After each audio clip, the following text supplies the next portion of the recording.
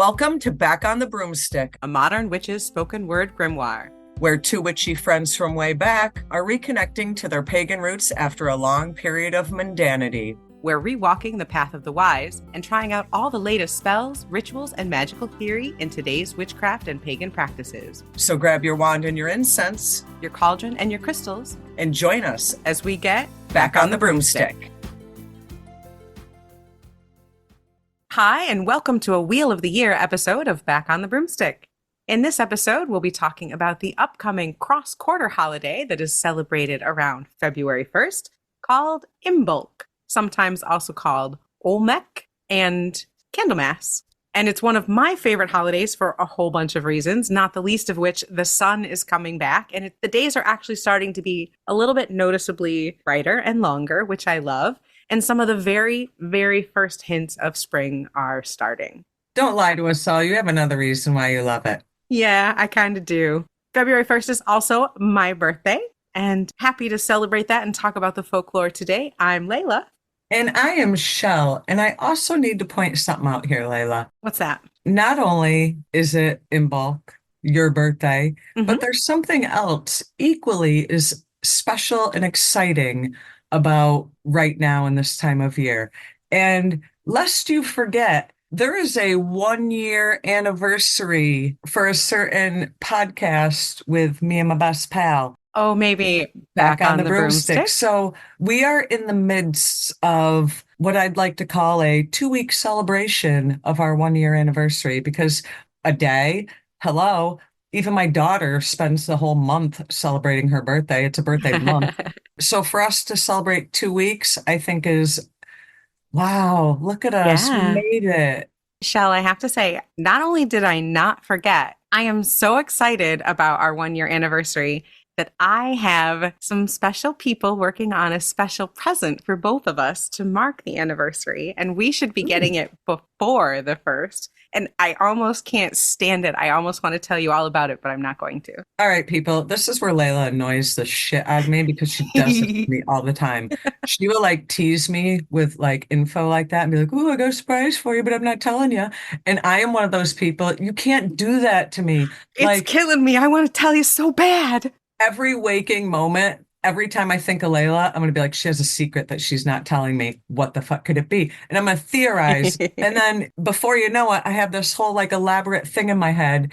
Oh, it's going to be that good. And you just giggle at me while I'm tortured. And why do you do this? Because I'm tortured right now. I can barely contain myself. So shout out to the people who are doing this. You know who you are. I love you. I can't wait. Thank you for the pictures. This is so fucking cool. I don't know who you are, people, but if you're making Laylla happy, then it's got to be exciting. Right? Damn you. So other than the super special surprise that I am having created to send to Chelle and myself, it is also my birthday. But more importantly, we're here to talk about the festival of Imbolc, one of the, what I call a cross-quarter day. And what that means is it's between, almost directly between, celestial events, the winter solstice and the spring equinox. So this is like a halfway point, a cross-quarter. There are people who kind of break the 8 sabbats into 2 groups, the greater and the lesser. And this would be considered one of the greater, with Beltane, Samhain, and Lammas. And I have a visual for this particular sabbat. I think you'll find it quite interesting. When I think of Imbolc, visually, I think of the ground, and inside the ground, a big old pregnant belly. Yeah, that's a great way to look at it. I mean, the name itself, Imbolc, means in the belly. And the name came about because this was a time of year. Okay, maybe we should back up. It's an Irish holiday for the most part. It's a Celtic holiday. And this is one of the ones that we know for a fact was celebrated from some very old writings talking about it. But it was also a fertility holiday. It was an agricultural holiday. This was the time of year when the sheep started to have their babies. They started to have their lambs. This is lambing season. So the first stirrings of life were now. So this was a time to celebrate that. Also, and I think where the Candlemas piece comes in, this is when they could kind of scale back their candle use. They were also able to, at that point, start feeding their animals and their herds before it got dark. So it was kind of very much the light coming back. They say, on the solstice, after that, the days get longer. Sure as shit, they don't feel that way right now. Okay. They do not feel that way right now. I know in my mind they are, Right. but when I'm living my life, they don't feel like they're getting longer at the moment. Once you get to that beginning of February, first week or two of February, at least here in the Northeast, it ain't getting dark at 4:15 anymore. Now you got until like 5 o'clock and then 5:15. You really do notice that the days are getting longer finally.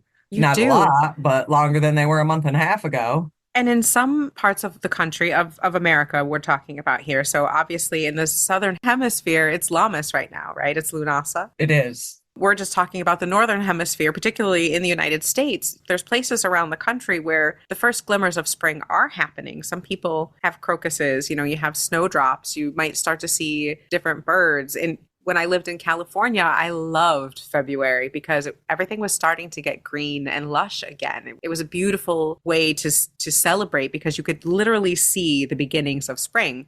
And some people don't celebrate directly on February 1st or 2nd. Some people actually wait until they see the very beginnings of the first sign of spring in their area to celebrate Imbolc.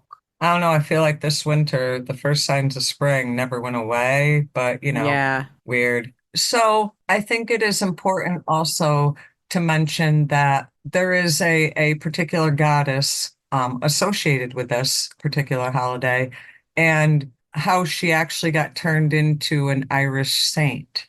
This goddess is the daughter of the king of the Tuatha De Danann, which means that she is one of the Fae folk. She's one of the She. And her name is Brigid or Brigid. We talked about this a little bit before we started recording because when I first learned of this goddess, it was all through reading. So I pronounced it Brigid. Because we're phonetic. Because we're phonetic. Sure, that was the name I knew.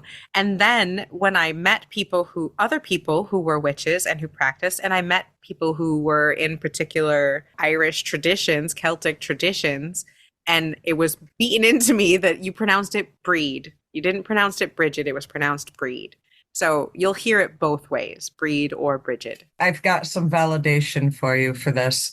If you actually Google the goddess Brigid in pull up the Wikipedia, in the Wikipedia, and take it for what it is, it's Wikipedia. It specifically says that they refer to her as Breed and they spell it Brede. So for whatever the value of Wikipedia is, they validate your pronunciation. So because of my training, you'll hear me refer to her mostly as Breed, and you'll probably hear Chelle refer to her as Brigid, and both are correct. And this goddess, she is the goddess of the hearth, of smithcraft. She's the goddess of artisans. She's the goddess of fire. She's the goddess of wells. Protection of the home. A lot of the wells and waterways in Ireland are dedicated to Breed. And there's some of the traditions around Imbolc will involve tying little strips of cloth to trees near these sacred wells and sacred rivers. I love tying shit to trees. It feels so fairy, magical, otherworldly. I don't It know. really does. And I wonder if it's because it comes from this tradition. It's a really cool thing to do. If you're looking for a way to celebrate Imbolc leading up to the day or on the day, you can take strips of cloth, or you can also I like to take, you can take paper bags, or I really love the paper that is inside boxes that you get delivered, like packing paper. You can Uh-huh. take long strips of that, like really long strips of it. That's going to biodegrade. The birds are going to use it for nests. But you can write out on that your intent for the year, your wishes for the year, something to honor Breed or something to honor the spring. And then you can go and tie that on a tree and offer that to Breed. And that way it's something that's not going to harm anybody and you can just leave it outside. Or alternatively, one tradition is to leave clothing or cloth outside to be blessed by Breed. And then you can use that to make something for the home or for yourself or your family that has the protection of Breed in it. Now, I'm a weirdo, so I have to kind of make a left turn here. And as with all the other four major sabbats, or the other three major sabbats, this is also a time where people seek divination. Okay. And hey, I'm all for it. Cards, tea leaves, Ouija board, let's do this. But what I wanted to point out is this is also part of that divination was kind of forecasting the weather. They're waiting for winter to wrap it up, spring to come. I have to bring up Groundhog Day. I can't help it. I'm going to debunk it. Punxsutawney Phil, man, he's magical. He is. He has nothing to do with Brigid or Imbolc. If anything, No, it comes from an old German tradition. right. But But I think the tie-in of weather divination this time of year, although Punxsutawney Phil and Groundhog Day is from a different culture, it kind of falls in line with the spirit of part of this holiday, I I feel. agree. I'm going to call it accidentally pagan and I'll claim it. I'll allow it, because it doesn't directly come from Brede or from Ireland. It has more German tradition roots, but it is part of that whole weather divination thing. So I'll allow it. Present day, it is what keeps that first day or two of February in people's minds. I think so too. Like I said, accidentally pagan or not, I think it's pretty cool. The tie-in is kind of neat. It's one of those things where they kind of tried to ride the coattails of pagan things that were already there, which happened with Brede as well. Here's Brede, this goddess, this daughter of the fairy king, and Christians came in and made up their own story about a nun who had healing powers. And again, same type of things that Brede does, but now they're calling her Saint Brigid.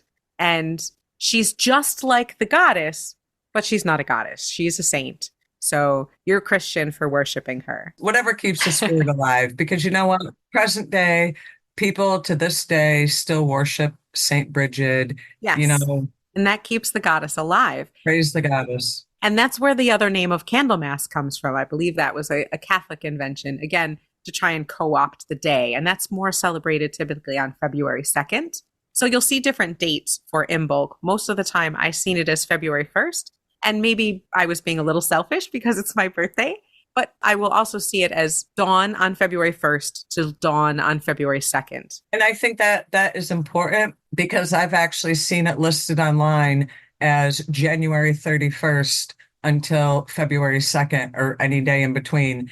And I think that does a play on the, midnight to midnight or whatever. Right. You know how I am, whatever works for you. If I'm busy on the first, that should happen on the second. Or if I'm busy on the first and the second, it might happen on the third. I've also seen it as the second full moon after the winter solstice, which I believe is the 25th of January. And the ancient Irish people did not have a calendar. So they would not have said, hey, February 1st is when we're going to celebrate the goddess Brede. They were going on, they were going on the stars and the planets and Or when the first lamb was born, maybe. Something like that was when. So if you miss the February 1st date, first of all, you should all smoke a joint in my honor, please. right.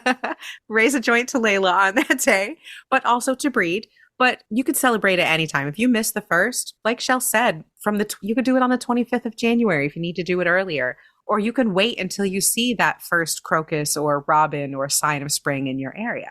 And I just want to say to all of our listeners from the great state of Pennsylvania, I wholeheartedly believe in Punxsutawney Phil. I will be watching to see if that little bastard shows his shadow or not. I believe in the magic. I believe. I do love the movie Groundhog Day. Oh my God, right? It's so fun.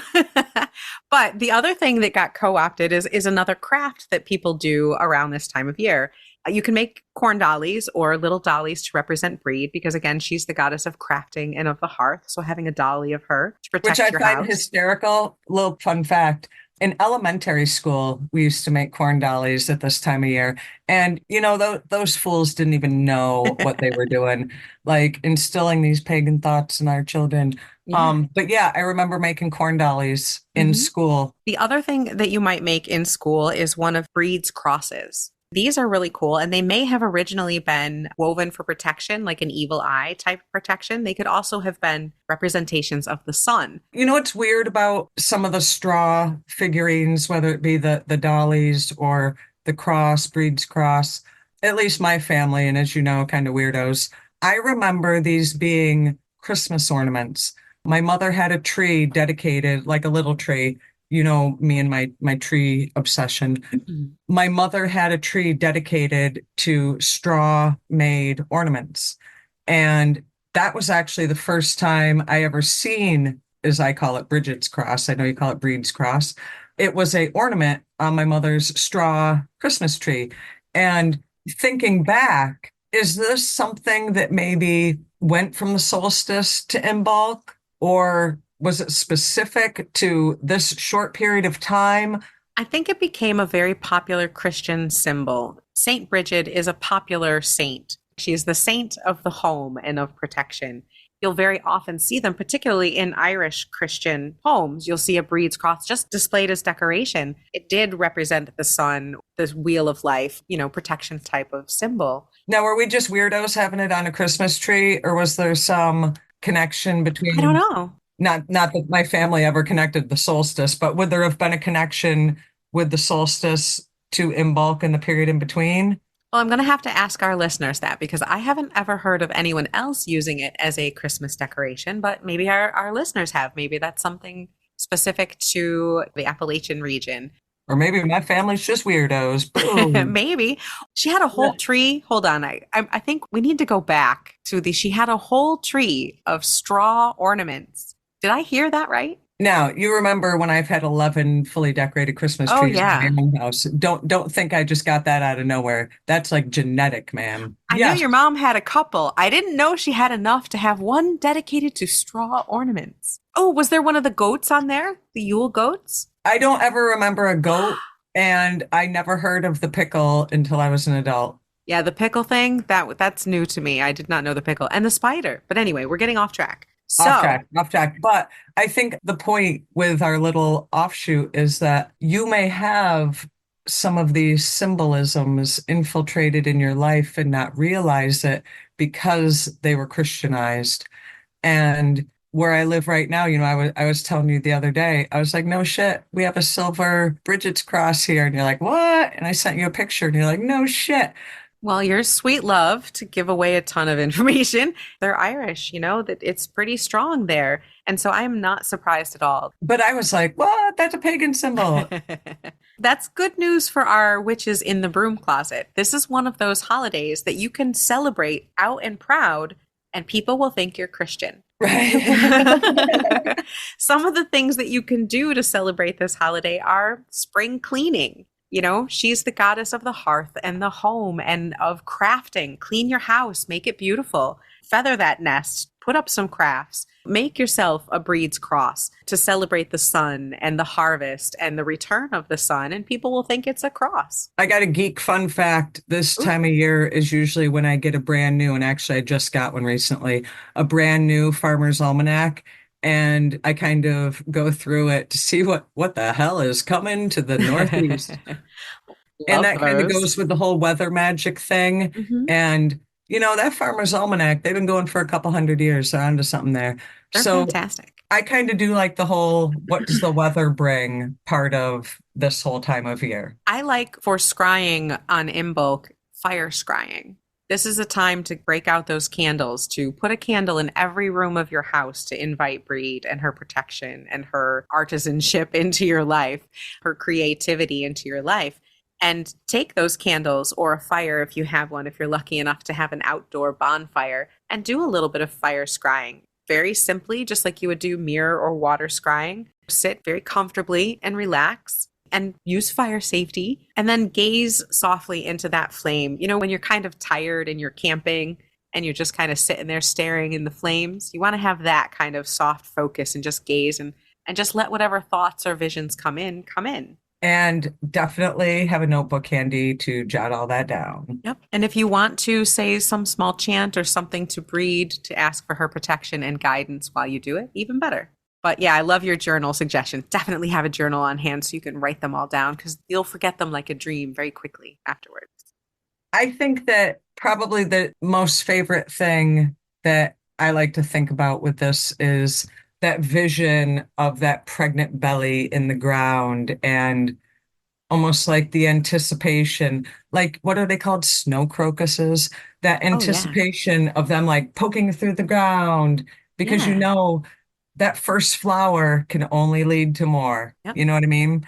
And it's almost like waiting for that burst to come out. Yes, and Brigid as the goddess of fertility and of, midwifery, that doesn't just necessarily mean babies. That can also mean creativity within you waiting to burst out, or it can mean getting ready to start a garden or anything that you want to start to begin. This is a great time to New begin things. project, whatever it could be. Yeah. I like to bless my seeds, not necessarily seeds that I'm going to sow outside, because here in the Northeast, we have until like the beginning May. of June Yeah. before we can plant anything. But if I'm doing an indoor weed garden or something, I love to bless the seeds right now, or even bless the seeds that'll be planted later in the spring for my outdoor garden. And then kind of with the whole Candlemas aspect, I definitely do the whole candle grouping. I do like a grouping. I don't know Mhm. why. Maybe because it makes it feel like an inside bonfire. I hate the cold. I ain't doing no outside shit. I don't like that.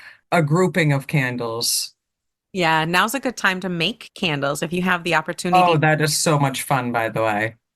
One of our old community members used to cut out paper snowflakes and then write their wishes on that and then burn those in a fire on Imbolc to symbolize the end of winter, to symbolize that the flame, the fire of the sun consuming the winter time, a symbolic act. Well, I'm all for that sun coming back. Me Let me tell too. you. Another favorite craft of mine involves one of my favorite food groups, and that is baking bread.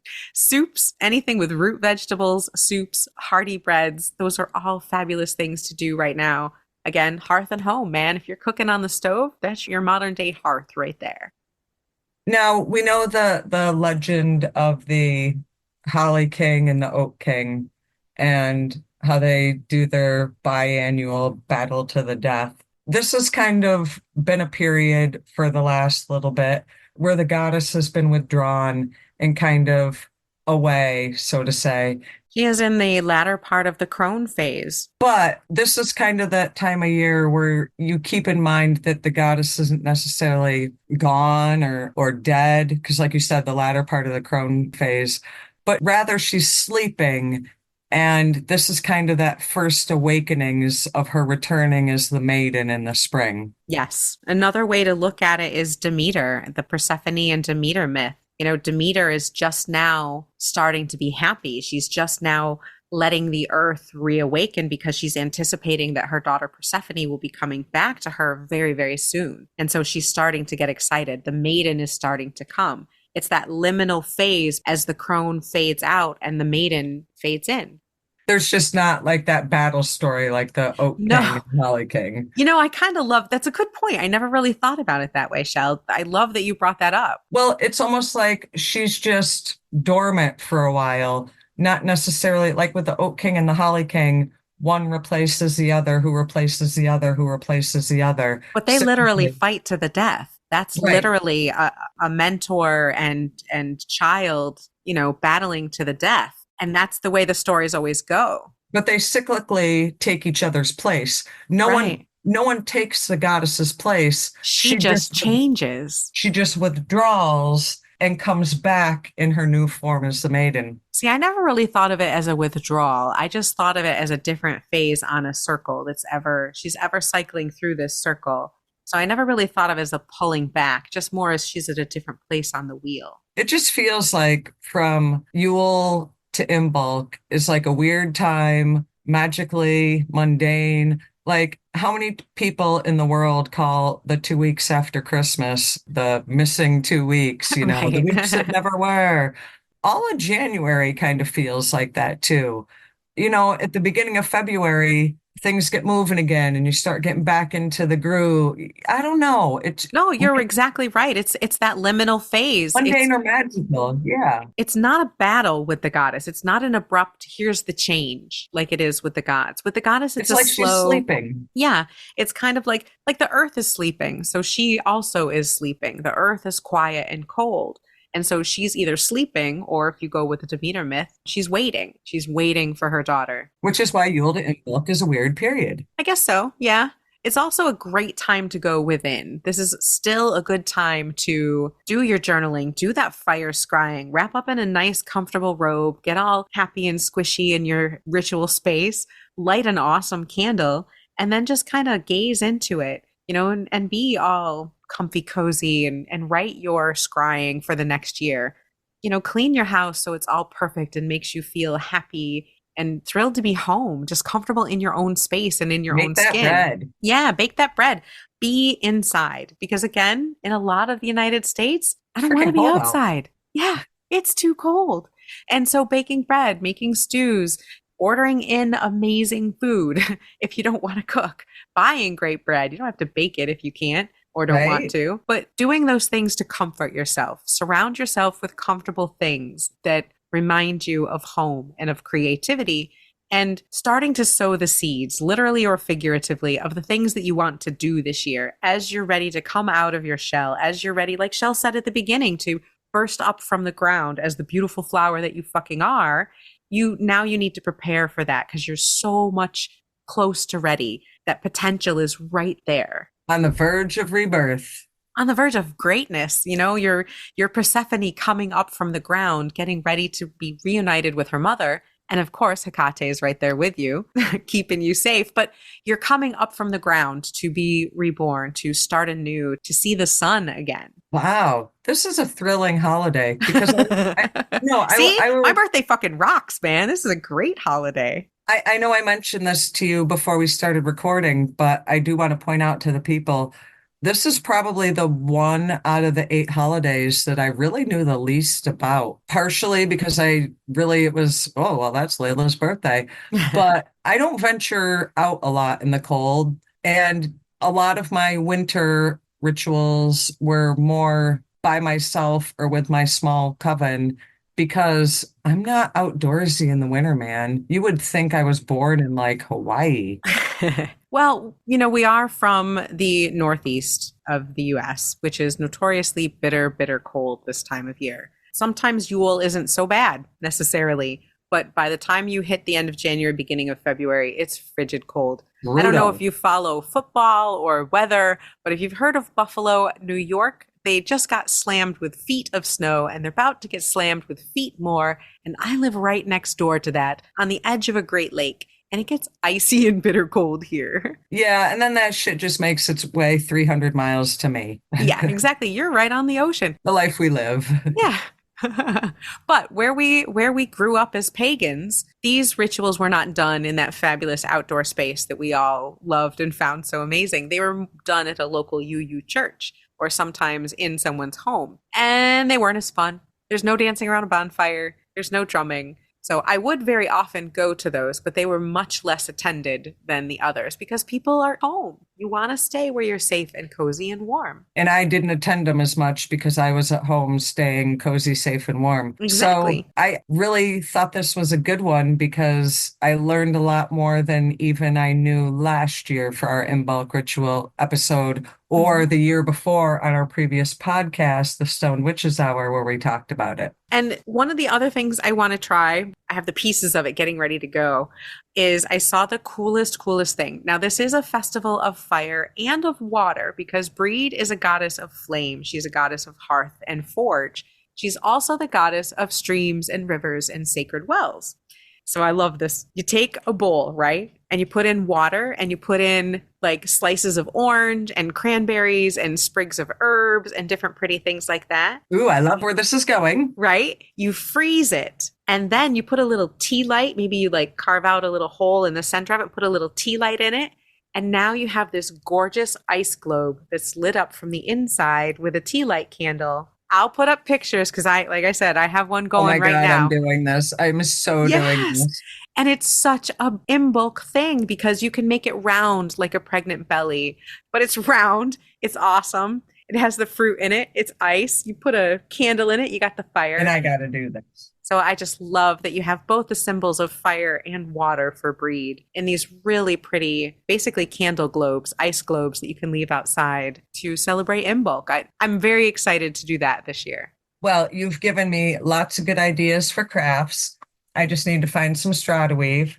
There you go. So we will have another episode next week with more things that you can do for Imbolc to celebrate the holiday, including some spells and rituals specific for Imbolc. And maybe Laylla will feel guilty and tell me what the surprise is by then. I haven't forgotten, by the way. If the gods are kind, you will have it by then and we can talk about it. So we'll see what happens. But I'll also put up some pictures of our crafts if Chelle makes a Breed's cross, and I'll show you some pictures of my ice globe candle holder. And in the meantime, I hope you all are preparing for your own version of rebirth. And all I can think of is that song, Here Comes the Sun, do-do-do-do. The sun's coming, rebirth is happening. My birthday's happening. Woo! Woo! Yay! Oh, and it's a leap year. How cool is that? Ooh, I forgot about that. Ooh. Yeah, we'll have to talk about some leap year magic as well. But all right, we will see you next week on Friday for another episode of Back on the Broomstick. In the meantime, if you liked this episode, please give us some stars, rate us, like, tell a friend, subscribe, check out our website, backonthebroomstick.com. And in the meantime, stay wise, stay wicked, and as always, keep it witchy.